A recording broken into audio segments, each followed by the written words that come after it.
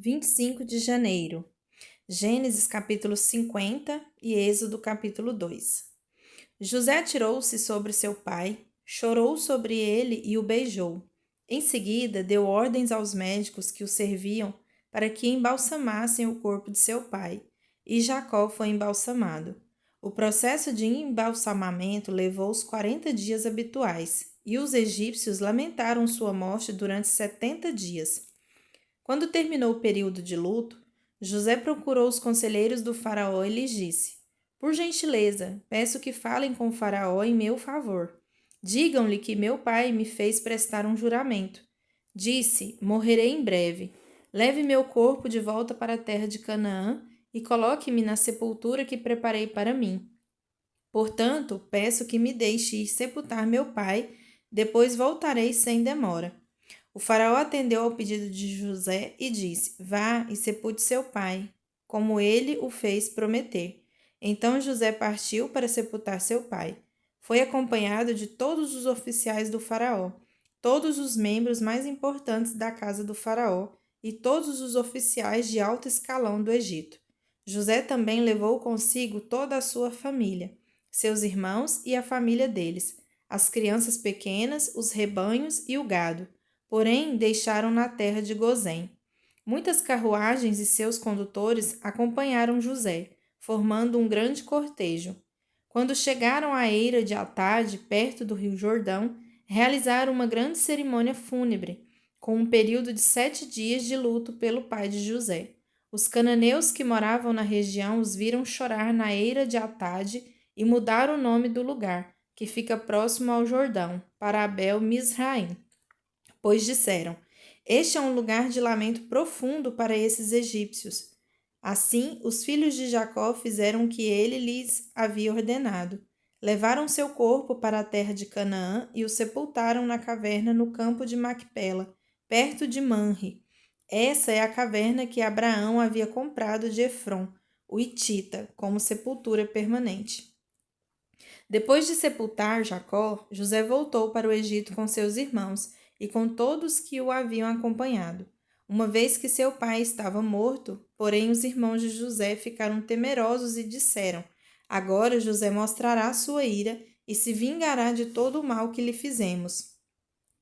Por isso, enviaram a seguinte mensagem a José: Antes de morrer, nosso pai mandou que lhe disséssemos: Por favor, perdoe seus irmãos pelo grande mal que eles lhe fizeram, pelo pecado que cometeram ao tratá-lo com tanta crueldade. Por isso, nós, servos do Deus de seu pai, suplicamos que você perdoe nosso pecado. Quando José recebeu a mensagem, começou a chorar. Depois seus irmãos chegaram e se curvaram com o rosto no chão diante de José. Somos seus escravos, disseram eles. José, porém, respondeu: Não tenham medo de mim. Por acaso sou Deus para castigá-los? Vocês pretendiam me fazer o mal, mas Deus planejou tudo para o bem. Colocou-me neste cargo para que eu pudesse salvar a vida de muitos. Não tenham medo. Continuarei a cuidar de vocês e de seus filhos. Desse modo, ele os tranquilizou ao tratá-los com bondade. José, seus irmãos e suas famílias continuaram a viver no Egito. José viveu 110 anos. Chegou a haver 3 gerações de descendentes de seu filho Efraim e o nascimento dos filhos de Maquir, filho de Manassés, os quais ele tomou para si como se fossem seus. José disse a seus irmãos: Em breve morrerei, mas certamente Deus os ajudará e os tirará desta terra. Ele os levará de volta para a terra que prometeu solenemente dar a Abraão, Isaque e Jacó. Então José fez os filhos de Israel prestarem um juramento e disse: Quando Deus vier ajudá-los e conduzi-los de volta, levem meus ossos com vocês. José morreu com 110 anos. Os egípcios o embalsamaram e o colocaram em um caixão no Egito. Estes são os nomes dos filhos de Israel, que se mudaram para o Egito com Jacó, cada um com sua família: Ruben, Simeão, Levi, Judá, Issacar, Zebulon, Benjamim, Dan, Naphtali, Gade e Áser. Ao todo, desceram ao Egito 70 descendentes de Jacó, incluindo José, que já estava lá.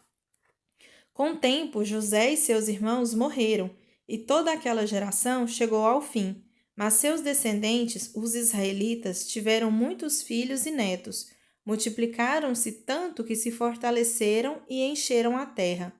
Por fim, subiu ao poder no Egito um novo rei que não sabia coisa alguma sobre José. O rei disse ao seu povo: Vejam, agora o povo de Israel é mais numeroso e mais forte que nós. Precisamos tramar um plano para evitar que se tornem ainda mais numerosos.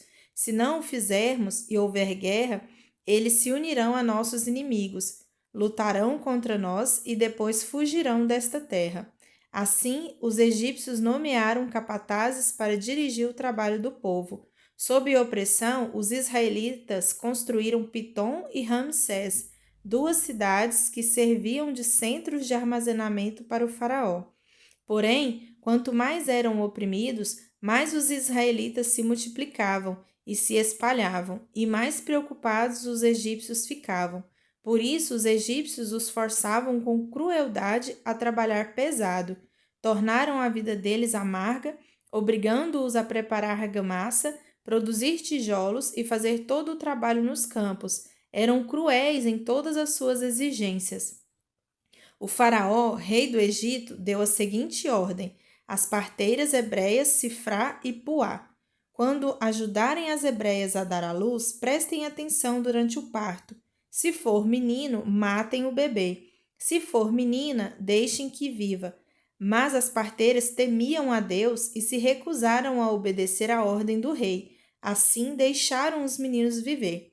Então o rei do Egito mandou chamar as parteiras e lhes perguntou: por que fizeram isso? Por que deixaram os meninos viver? As mulheres hebreias não são como as egípcias, responderam as parteiras ao faraó.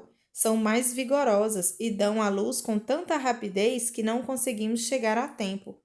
Deus foi bondoso com as parteiras e os israelitas continuaram a multiplicar-se e tornaram-se cada vez mais fortes.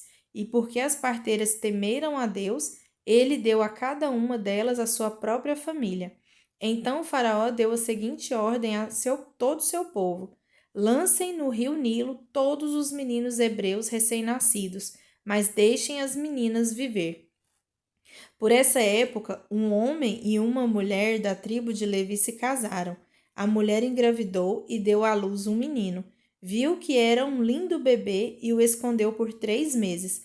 Quando não conseguia mais escondê-lo, pegou um cesto feito de juncos de papiro e o revestiu com betume e piche. Acomodou o bebê no cesto e o colocou entre os juncos, à margem do rio Nilo. A irmã do bebê ficou observando a certa distância para ver o que lhe aconteceria. Pouco depois, a filha do faraó desceu ao Nilo para tomar banho, e suas servas foram caminhar pela margem do rio. Quando a princesa viu o cesto entre os juncos, mandou sua serva buscá-lo. Ao abrir o cesto, a princesa viu o bebê. O menino chorava, e ela sentiu pena dele. Deve ser um dos meninos hebreus, disse ela. Então a irmã do menino se aproximou e perguntou à princesa: a senhora quer que eu chame uma mulher hebreia para amamentar o bebê? Quero, respondeu a princesa. A moça foi e chamou a mãe do bebê. A princesa disse à mãe do bebê: leve este menino e amamente-o para mim. Eu pagarei por sua ajuda. A mulher levou o bebê para casa e o amamentou. Quando o menino cresceu, ela o levou de volta à filha do faraó, que o adotou como seu próprio filho. A princesa o chamou de Moisés, pois disse: eu tirei das águas. Mateus capítulo 16 e 17. Quando Jesus chegou à região de Cesareia de Filipe, perguntou a seus discípulos: quem as pessoas dizem que o Filho do Homem é? Eles responderam: alguns dizem que o Senhor é João Batista, outros que é Elias e outros ainda que é Jeremias ou um dos profetas. E vocês? Perguntou ele. Quem vocês dizem que eu sou? Simão Pedro respondeu: o Senhor é o Cristo, o Filho do Deus vivo. Jesus disse: que grande privilégio você teve, Simão, filho de João. Foi meu Pai no céu quem lhe revelou isso. Nenhum ser humano saberia por si só. Agora eu lhe digo que você é Pedro, e sobre esta pedra edificarei minha igreja, e as forças da morte não a conquistarão. Eu lhe darei as chaves do reino dos céus. O que você ligar na terra terá sido ligado no céu, e o que você desligar na terra terá sido desligado no céu. Então ele advertiu a seus discípulos que não disseram a ninguém que ele era o Cristo. Daquele momento em diante, Jesus começou a falar claramente a seus discípulos que era necessário que ele fosse a Jerusalém e sofresse muitas coisas terríveis nas mãos dos líderes do povo, dos principais sacerdotes e dos mestres da lei. Seria morto, mas no terceiro dia ressuscitaria. Pedro o chamou de lado e começou a repreendê-lo por dizer tais coisas. Jamais, Senhor, disse ele, isso nunca lhe acontecerá. Jesus se voltou para Pedro e disse: Afaste-se de mim, Satanás. Você é uma pedra de tropeço para mim. Considera as coisas apenas do ponto de vista humano e não da perspectiva de Deus. Então Jesus disse a seus discípulos: Se alguém quer ser meu seguidor, negue a si mesmo, tome a sua cruz e siga-me. Se tentar se apegar à sua vida, a perderá, mas se abrir mão de sua vida por minha causa, a encontrará. Que vantagem há em ganhar o mundo inteiro, mas perder a vida?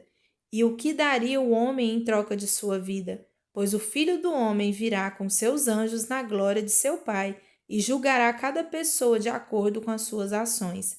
Eu lhes digo a verdade: alguns que estão aqui neste momento não morrerão antes de ver o Filho do Homem vindo em seu reino. 6 dias depois, Jesus levou consigo Pedro e os 2 irmãos, Tiago e João, até um monte alto, enquanto os 3 observavam. A aparência de Jesus foi transformada de tal modo que seu rosto brilhava como o sol e as suas roupas se tornaram brancas como a luz. De repente, Moisés e Elias apareceram e começaram a falar com Jesus. Pedro exclamou: Senhor, é maravilhoso estarmos aqui. Se quiser, farei 3 tendas. Uma será sua, uma de Moisés e outra de Elias. Enquanto ele ainda falava, uma nuvem brilhante os cobriu, e uma voz que vinha da nuvem disse: Este é meu filho amado, que me dá grande alegria. Ouça-no. Os discípulos ficaram aterrorizados e caíram com o rosto em terra. Então Jesus veio e os tocou. Levantem-se, disse ele, não tenham medo. E quando levantaram os olhos, viram apenas Jesus. Enquanto desciam do monte, Jesus lhes ordenou: Não contem a ninguém o que viram, até que o Filho do Homem ressuscite dos mortos. Salmos 21. Em tua força, Senhor, o rei se alegra. Grita de alegria, porque lhe dás vitória. Concedeste o desejo de seu coração, e não negaste nada do que ele pediu. Tu o recebeste com riqueza de bênçãos, puseste em sua cabeça uma coroa de ouro puro.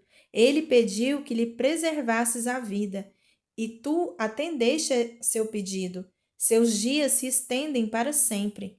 Tua vitória lhe dá grande honra, e tu o cobriste de esplendor e majestade. A ele deste bênçãos eternas e a alegria de tua presença, pois o rei confia no Senhor. O amor do Altíssimo não permitirá que ele se abale. Tu alcançarás todos os teus inimigos. Tua forte mão direita apanhará todos que te odeiam. Quando te manifestares, tu os lançarás numa fornalha ardente. Em sua ira, o Senhor os consumirá. Sim, fogo os devorará. Eliminarás da face da terra seus filhos. Jamais terão descendentes, embora conspirem contra ti. Suas tramas perversas não terão sucesso, pois darão meia volta e fugirão. Quando virem tuas flechas apontadas para eles, levanta-te, ó Senhor, em teu poder. Com música e cântico celebraremos tua força. Provérbios 5, do 1 ao 6. Meu filho, preste atenção à minha sabedoria. Ouça bem meu conselho prudente. Assim você mostrará discernimento e seus lábios expressarão o que aprendeu, pois os lábios da mulher imoral são doces como mel, e sua boca é mais suave que azeite.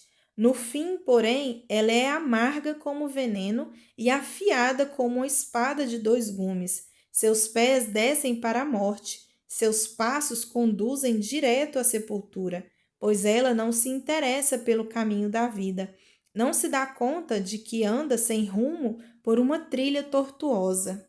Amém.